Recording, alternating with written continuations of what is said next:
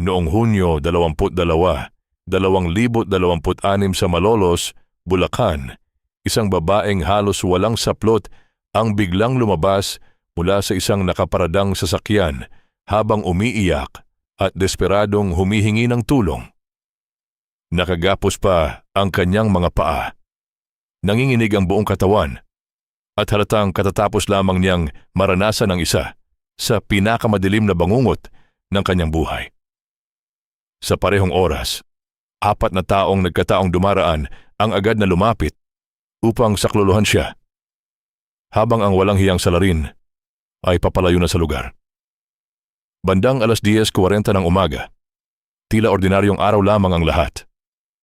Walang sino man ang mag-aakalang sa isang parking area ay unti-unti nang isinasagawa ang isang karumaldumal na krimen. Ang biktima ay si Janelle Ibanez, 28 taong gulang. Ilang taon na siyang nagtatrabaho bilang escort o sex worker. Hindi ito alam ng kanyang pamilya dahil ang sinabi niya ay nasa hospitality industry siya sa Metro Manila. Pinili niyang itago ang kanyang tunay na trabaho dahil nais lamang niyang matulungan ang kanyang mga magulang sa gastusin at mapag-aral ang kanyang nakababatang kapatid. Tahimik lamang ang kanyang buhay at iniiwasan niya ang anumang gulo. Noong umagang iyon, katatapos lamang niya ng trabaho sa isang hotel sa Malolos. Pagod siya at ang tanging nasa isip ay makauwi agad upang makapagpahinga. Habang naglalakad papunta sa parking area, hindi niya namalayang may isang lalaking ilang minuto ng lihim na sumusunod sa kanya. Nakasuot ito ng itim na jacket na may hood, cap, at nakayuko habang naglalakad upang hindi mapansin ng ibang tao. Ang lalaking iyon ay si Rogelio Pascual, 41 taong gulang. Tahimik nitong sinusundan ang bawat hakbang ni Janelle habang wari naghahanap ng tamang pagkakataon. Pagdating ni Janelle sa kanyang kotse, agad niya itong binuksan gamit ang remote key at naupo sa driver's seat. Isasara na sana niya ang pinto nang bigla itong harangin ng isang malakas na kamay. Sa isang iglap, mabilis na sumingit ang walang awang lalaki sa loob ng sasakyan bago pa tuluyang maisara ang pinto. Bago pa makapag-react si Janelle, agad na itinutok ng salarin ang isang kutsilyo sa kanyang tagiliran. Sa tindi ng takot, hindi na siya nakapagsigaw. Nanigas ang kanyang buong katawan habang mabilis namang isinara ng lalaki ang pinto ng sasakyan. Dahil dark-tinted ang mga salamin ng kotse, halos imposibleng makita ng mga tao sa labas ang nangyayari sa loob. Sa paningin ng iba, isa lamang itong ordinaryong sasakyang nakaparada. Ngunit sa loob nito, isinasagawa na ng isang walang konsensyang lalaki ang kanyang krimen. Habang nanginginig sa takot, paulit-ulit na nagmamakaawa si Janelle na huwag siyang saktan at kunin na lamang ang kanyang pera at mga gamit. Ngunit hindi lang iyon ang pakay ng demonyong suspek. Sa pagbabanta gamit ang kutsilyo, sa pilitan niyang pinaghubad ng damit ang biktima. Wala ng lakas ng loob si Janelle na tumanggi dahil alam niyang anumang sandali ay maaari siyang patayin ng halang ang kaluluwang salarin. Habang umiiyak at nanginginig, napilitan siyang sumunod upang mailigtas ang sariling buhay.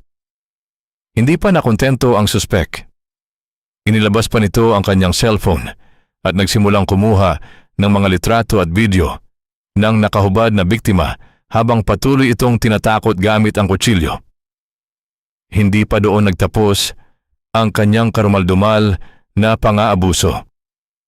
Dahil hindi makalaban ang babae, sa pilitang hinawakan ng manyak na suspek ang masisilang bahagi ng katawan nito.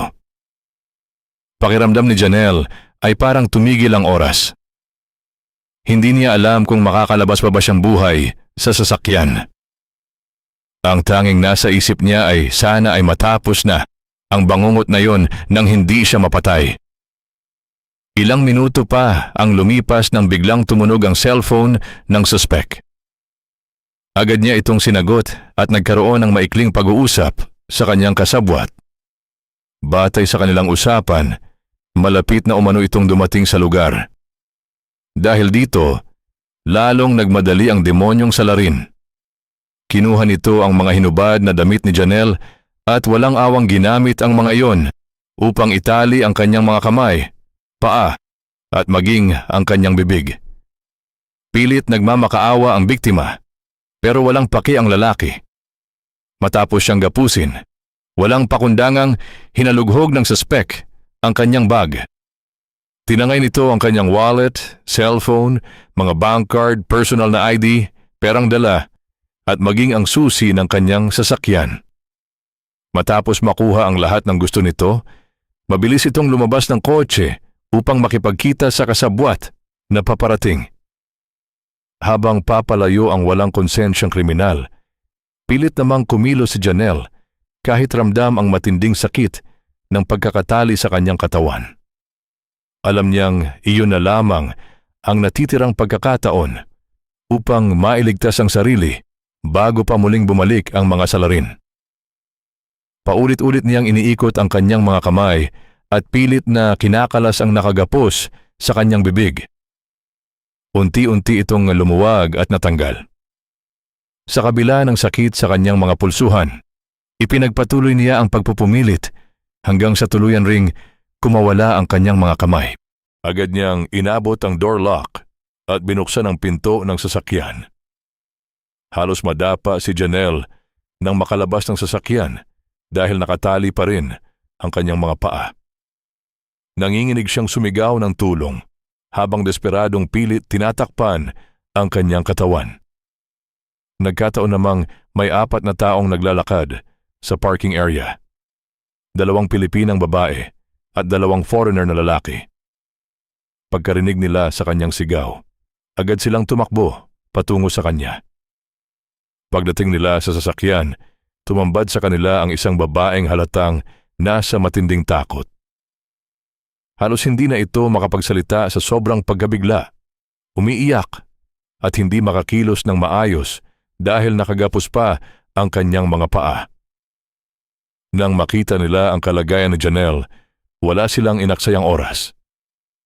Isa sa mga dayuhan ang agad na naghubad ng kanyang jacket upang ipasuot sa biktima, habang ang 3 naman ay maingat na tinanggal ang pagkakatali sa kanyang mga paa. Ang mga tumulong sa kanya ay sina Hazel Bautista at Michelle Ramos, kasama ang 2 dayuhang lalaki na sina David Anderson at Michael Thompson, na pawang nagkataon lamang na dumaraan sa lugar. Kitang-kita sa mukha ni Janelle ang matinding takot na iniwan ng walang pusong salarin. Hirap siyang magsalita habang pilit inaalala ang nangyari. Matapos siyang tuluyang makalaya, inalalayan siya ng grupo palayo sa sasakyan at pinaupo sa isang ligtas na lugar. Ilang minuto muna siyang pinakalma bago sila tumawag sa pulisya upang humingi ng agarang tulong. Hindi nagtagal ay dumating ang mga pulis mula sa Malolos City Police Station kasama ang mga emergency responder. Inuna nilang tiyakin ang kaligtasan ng biktima bago sinimulan ang paunang investigasyon sa lugar. Isinailalim sa forensic examination ang sasakyan ni Janelle.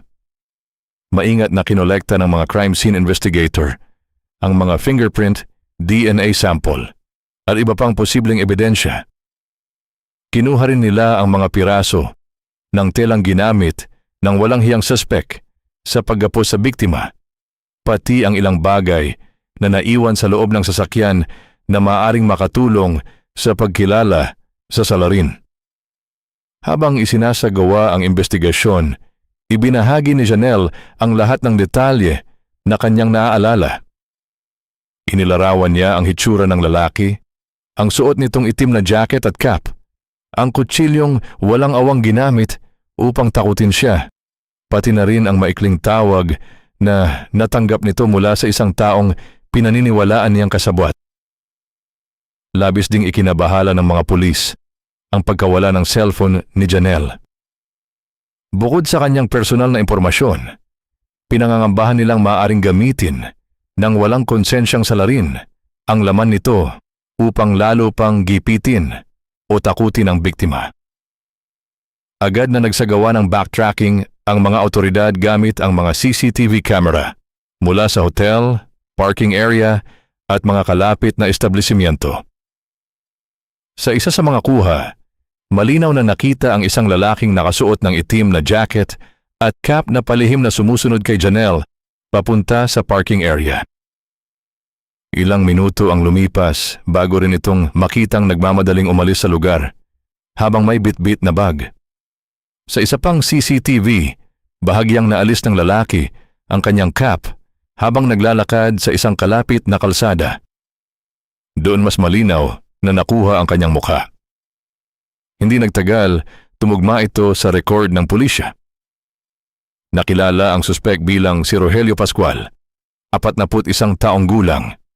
Laking gulat ng mga investigador nang lumabas sa kanyang record na 1 linggo pa lamang siyang nakakalaya mula sa kulungan matapos magsilbi ng sentensya sa ibang kaso.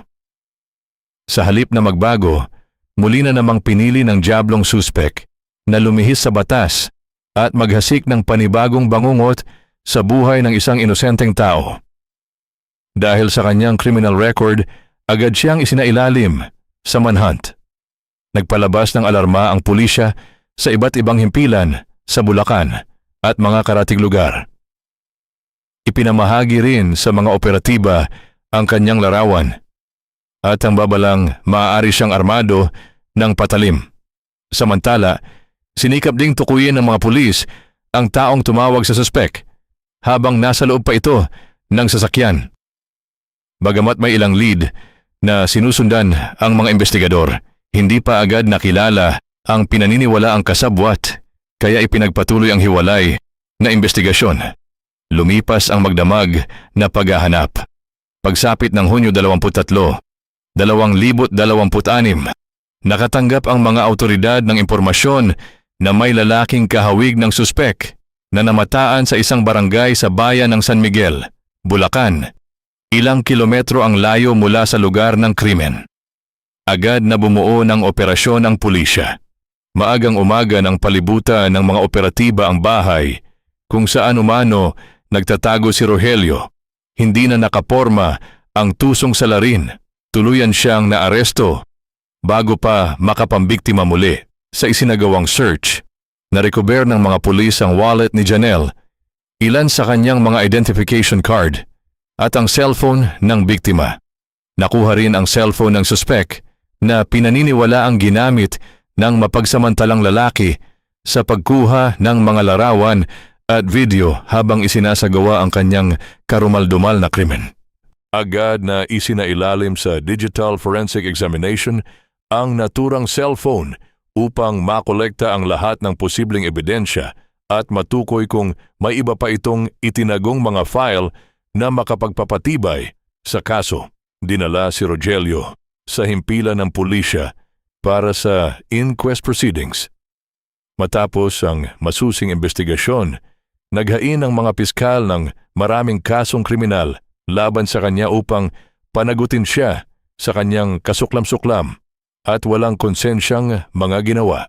Kabilang dito ang robbery, grave threats, unjust vexation at paglabag sa Republic Act numero 9,900 at 75 o Anti-Photo and Video Voyeurism Act of 2009 dahil sa sapilitang pagkuha ng mga pribadong larawan at video ng biktima nang walang pahintulot.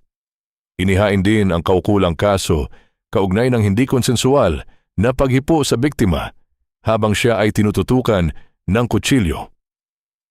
Sa pagdinig ng kaso, iniharap ng prosekusyon ang mga nakuhang CCTV footage, forensic evidence, mga gamit na nabawi mula sa suspek, at ang testimonya ni Janelle pati ng 4 na saksi na tumulong sa kanya matapos siyang makatakas.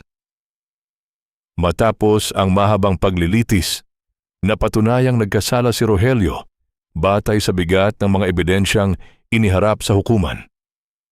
Dahil sa dami at bigat ng kanyang mga krimen, hinatulan siya ng korte ng mga kaukulang parusa sa bawat kasong napatunayan laban sa kanya, kabilang ang pagkakabilanggo. pagbabayad ng danyo sa biktima, at iba pang parusang itinakda ng batas. Inutusan din siyang huwag nang lumapit o makipag-ugnayan kay Janelle sa anumang paraan. Samantala, ipinagpatuloy pa rin ng mga otoridad ang paghahanap sa pinaniniwalaang kasabwat na nakausap ng suspek sa telepono upang malaman kung may iba pa itong naging papel sa krimen. Para kay Janelle, hindi naging madali ang pagbabalik sa normal na buhay. Sa loob ng ilang linggo, madalas siyang magising sa kalagitnaan ng gabi dahil sa bangungot. Tuwing may taong nakasuot ng hoodie o cap na naglalakad sa likuran niya, agad siyang kinakabahan at paulit-ulit na naaalala ang nangyari. Hindi rin naging madali ang pagharap niya sa kanyang pamilya. Kinailangan niyang sabihin ang buong katotohanan tungkol sa kanyang trabaho at sa krimeng kanyang naranasan. Bagamat mabigat sa loob, mas pinili niyang maging tapat kaysa patuloy na itago ang kanyang dinadala. Sa paglipas ng mga araw, unti-unti siyang nagsimulang bumangon sa tulong ng kanyang pamilya, mga kaibigan, at ng mga profesional na tumulong sa kanyang paghilom mula sa trauma. Hindi man mabubura ang alaala ng nangyari, natutunan niyang hindi ang isang araw ng karahasan ang magdidikta ng kabuuan ng kanyang buhay. Patuloy ring pinasalamatan ni Janelle ang 4 na estrangherong hindi nag-atubiling tumulong sa kanya sa oras ng matinding pangangailangan. Kung hindi dahil sa kanilang mabilis na pagresponde, maaring mas malala pa ang naging kinahinatnan ng kanyang sinapit. Sa huli, ang hustisya ay hindi nakabatay sa kasarian o sa trabaho ng isang biktima. Anumang uri ng karahasan ay krimen, at ang sinumang gumawa nito ay nararapat lamang na managot sa batas.